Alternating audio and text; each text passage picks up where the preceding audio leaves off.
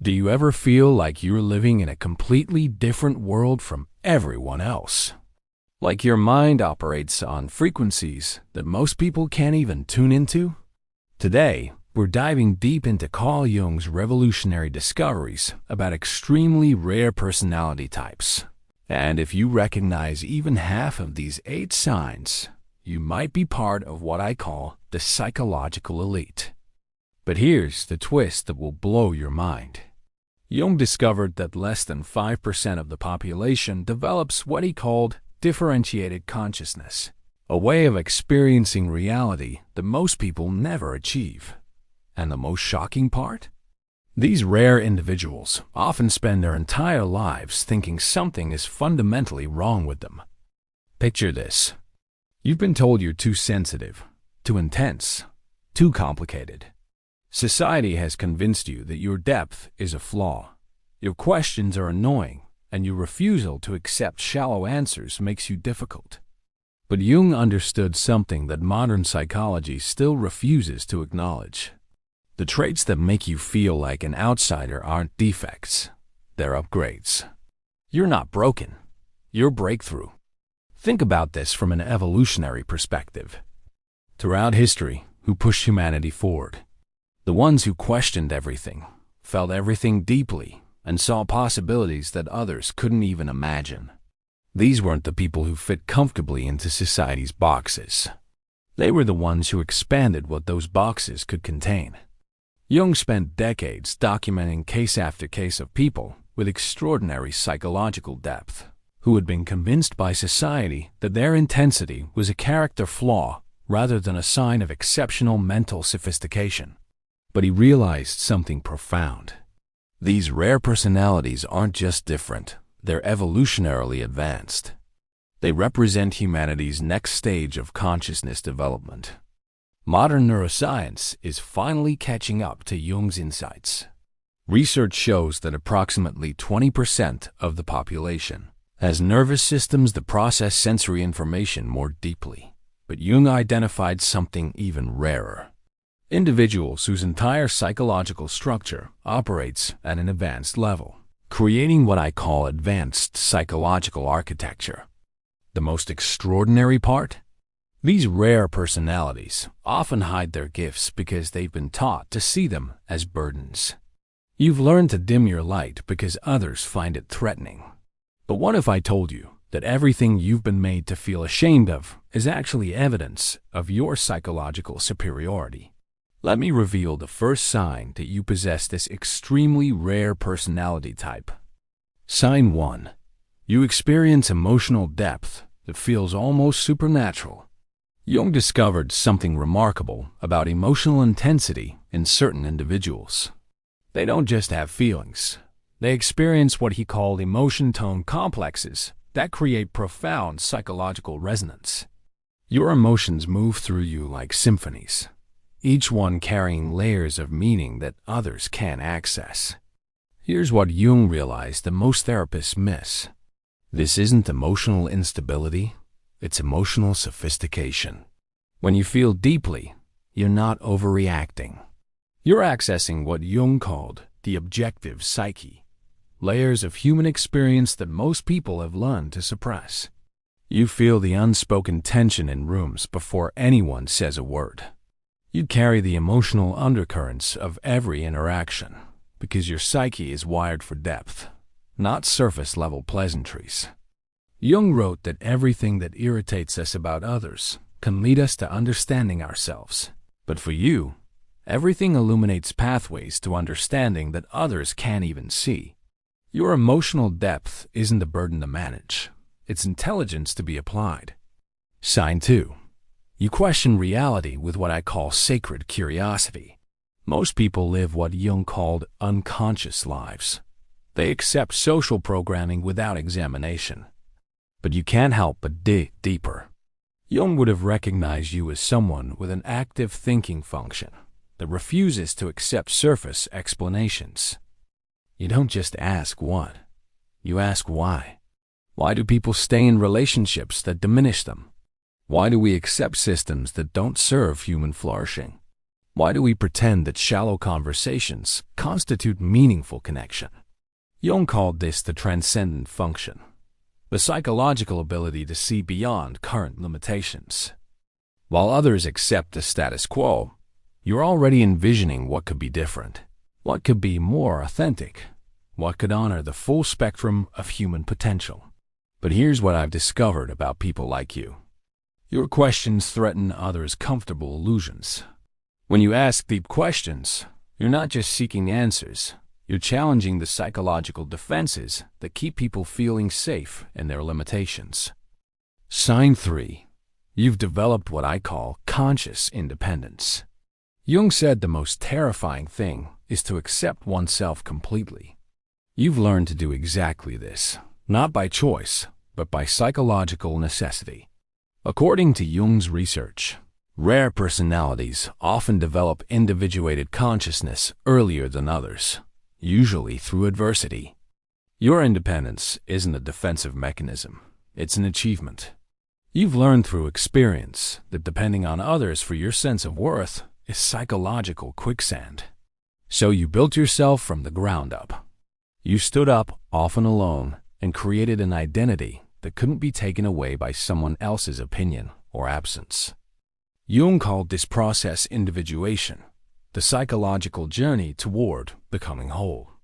Most people never complete this journey because it requires facing what Jung termed the shadow, all the parts of yourself you've been taught to reject.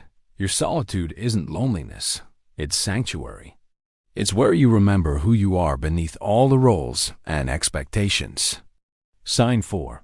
You possess what I call hyperperceptive awareness. Jung revolutionized psychology when he identified intuition as a legitimate psychological function. He said intuition is perception via the unconscious that brings forth ideas, images, and possibilities through a process that is mostly unconscious. You don't just observe people. You read their psychological signatures. You notice micro-expressions, energy shifts, the words they don't say. Jung would have recognized this as evidence of active imagination, the ability to perceive beyond the obvious. When someone says they're fine, but their entire energetic field screams distress, you can't unsee it. When there's tension in a room that everyone else seems to ignore, you feel it in your bones. This isn't paranoia, it's psychological sensitivity operating at a level that most people never develop. But Jung warned that if you don't learn to protect this sensitivity, it will exhaust you. You end up becoming an unconscious therapist for everyone around you, regulating conversations and carrying pain that isn't yours to carry. Sign 5. You crave meaning over everything else. Jung observed that the privilege of a lifetime is to become who you truly are. But what if being true to yourself means rejecting everything society tells you to want? Jung discovered that certain personalities are psychologically incapable of living inauthentic lives. You don't choose meaning over popularity. Your psyche demands it. You've probably tried living for external validation, following scripts, playing expected roles. But Jung would have recognized the symptoms immediately. That gnawing emptiness, that sense of betraying something essential, that quiet desperation beneath any applause. According to Jung, when you live against your psychological type, you don't just feel uncomfortable, you develop neurotic symptoms. Your psyche literally rebels against inauthenticity. You can't pretend that shallow goals matter. You can't get excited about achievements that lack substance. You can't build relationships based on convenience rather than connection. Your psychological makeup won't allow it. Sign 6. You've outgrown people and environments repeatedly. Jung said the greatest tragedy of the family is the unlived lives of the parents. But what happens when you refuse to live an unlived life? Jung discovered something profound about psychological growth. It's often a solitary journey. You've likely experienced the painful realization that people who once knew you don't anymore. Not because you've become difficult, but because you shed layers of conditioning that no longer serve you. Jung called this process psychological death and rebirth. The friends who knew you when you were shrinking, when you were people-pleasing, when you were suppressing your truth. They remember that version of you. Sometimes they want that version back because it felt safer, more predictable. But you can't go back. Jung understood that psychological evolution is irreversible. Once you've seen behind the curtain of social conditioning, you can't return to unconscious conformity. Sign 7. You create what I call transformational presence. Jung said the meeting of two personalities is like the contact of two chemical substances. If there is any reaction, both are transformed. But what if you're the type of person who creates transformation simply by showing up authentically? Jung identified a rare quality that some people possess, the ability to create psychological holding space. When someone speaks to you, they feel seen in a way that's uncommon. You don't just listen to words. You perceive underlying emotional states. You don't offer quick fixes. You offer deep witnessing. You don't rush to judgment. You create space for truth to emerge. Jung understood that this level of presence is actually a form of psychological healing. But here's what I've observed about people with this gift. They often exhaust themselves by giving it too freely. You become so skilled at holding space for others that you forget to ask for space to be held yourself. Sign 8. You sense a purpose that can't be defined yet. Jung said your vision becomes clear when you look into your heart. Who looks outside dreams, who looks inside awakens. If you feel a persistent sense that you're meant for something more than the ordinary, Jung would have recognized this as the transcendent function, your psyche's drive toward individuation and purpose. You feel it, the restless knowing that you have something to contribute, something to build, something to express. It might not be clear yet, but it's undeniable. Jung understood this as evidence of creative potential seeking expression. This isn't about fame or recognition, it's about alignment, the psychological necessity of living in harmony with your deepest nature. Jung found that people who ignore this calling often develop neurotic symptoms, anxiety, depression, a sense of meaninglessness. But here's Jung's most profound insight about purpose-driven personalities. Your calling isn't just personal, it's transpersonal. You're not just here to fulfill yourself. You're here to serve the evolution of consciousness itself. Jung spent his entire career studying personalities like yours. He called people with these traits the differentiated individuals, those who have developed psychological complexity that allows them to see, feel, and understand at levels most people never reach. But Jung also identified stages of development for rare personalities. Stage 1 is the unconscious outsider. You feel different, but don't understand why. You experience these traits, but see them as problems to be fixed, rather than gifts to be developed. You try to conform, to fit in, to be normal. But the psychological strain is enormous. Jung observed that people in this stage often develop persona rigidity, becoming so focused on appearing normal that they lose touch with their authentic selves. Stage 2 is the awakening individual. You begin to recognize your traits as potentially valuable rather than problematic. You start to understand Jung's concept of psychological types and see where you fit. You begin shadow integration, owning the parts of yourself you've been taught to reject. This is where you stop apologizing for your depth and start owning it. Stage 3 is individuated consciousness. You've fully integrated your rare traits into a coherent identity. You understand your purpose and live it consciously. You've developed what Jung called psychological wholeness, the ability to be authentically yourself while remaining connected to others. At this stage, you become a beacon for other rare souls, giving others permission to embrace their own authenticity. But Jung warned about something crucial that most people with rare personalities never learn. You must integrate your shadow, or your gifts become your prison. Even rare personalities have unconscious aspects that can sabotage their growth. Jung identified several shadow patterns common to psychologically advanced individuals. The superiority complex shadow makes you see your rarity as evidence that you're better than others rather than simply different. This leads to isolation and arrogance. The messianic shadow convinces you that it's your job to wake up or heal everyone around you, leading to burnout and resentment. The martyrdom shadow makes you believe that being rare means being destined to suffer, that your depth requires sacrifice of happiness or connection. Jung understood that shadow integration is essential for psychological health. The goal isn't to eliminate these tendencies, but to make them conscious so they don't unconsciously control your behavior. True psychological rarity includes the wisdom to know when to share your gifts and when to preserve them, when to lead and when to follow, when to speak truth and when to remain silent. Jung made a profound observation about rare personalities in relationships. They either attract people who want to possess their light or people who are threatened by it. Understanding this pattern is crucial for building authentic connections. Light seekers are unconsciously drawn to your energy, but haven't done their own inner work. They want you to be their therapist, their guru, their source of meaning. Light dimmers feel threatened by your intensity and constantly try to get you to tone down, be more reasonable, or stop making everything so complicated. They're often unconsciously triggered by your authenticity because it highlights their own inauthenticity.